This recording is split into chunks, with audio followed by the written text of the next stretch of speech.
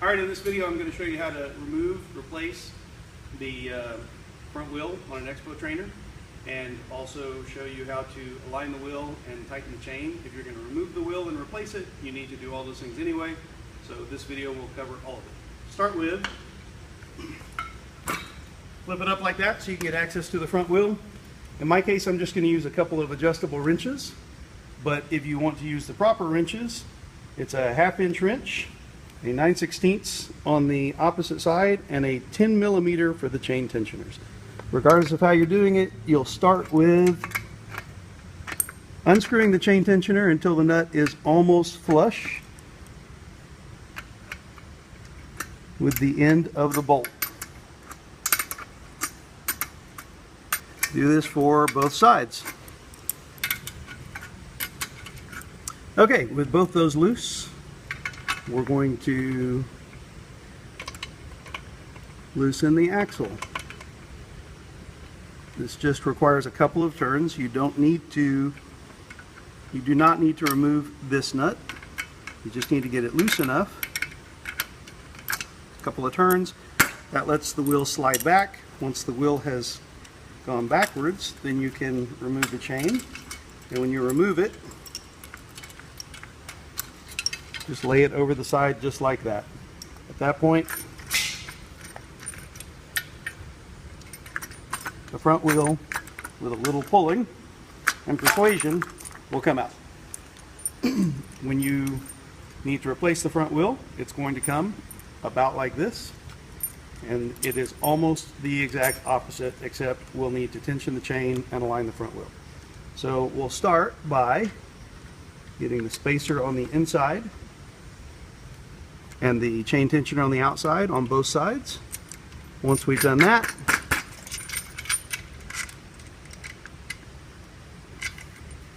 this just needs to be tapped into place. All right.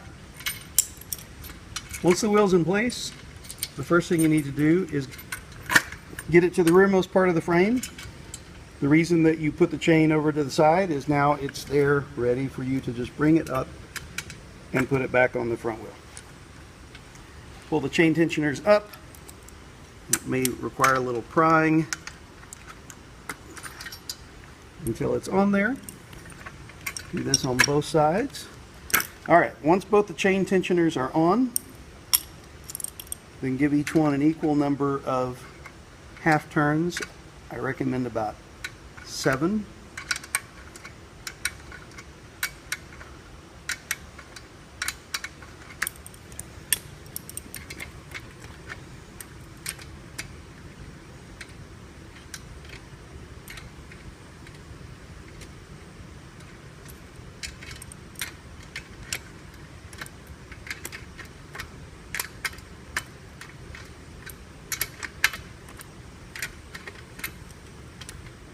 At which point the chain will still be incredibly loose, and that's okay.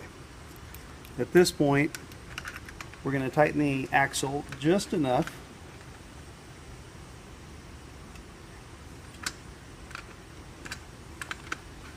that it's not loose.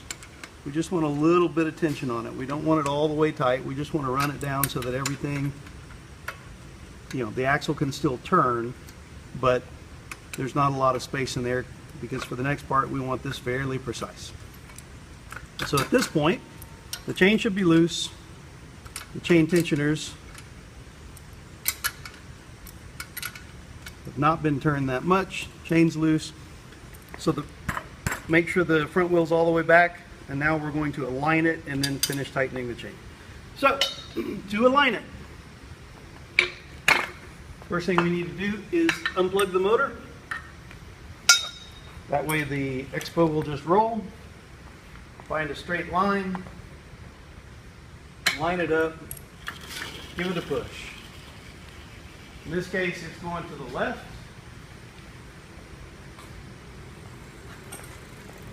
So whichever side it goes to is the chain tensioner that we want to make tighter. So it goes to the left, so we're going to give that about half a turn. And we're going to repeat.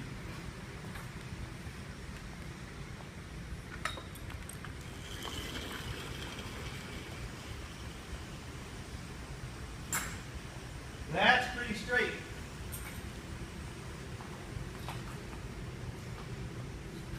So now we know we have the alignment taken care of. However, the chain, as you can see here, is still extremely loose. What we need to do now is we need to tighten the chain. The easiest way to do this is tighten the chain tensioner on the same side that the chain's on, so the left side of the XPO, until it just starts to pull up straight. Count the number of turns while you're doing it. Do the same number of turns on the opposite side. Okay. And we want about this much play in the chain. We don't want it loose where it's flopping around, but we also don't want it tight. So just the ability to easily push and get about a 1/4 inch of travel in either direction. If it's tighter than that, it can damage things. If it's looser than that, it will skip a tooth. Your chain will jump over the sprocket when you're pushing it, and you'll hear a loud popping sound. Once we're sure that's the case, we can double check the alignment if we want. We're going to assume that that worked out fine. And now all that's left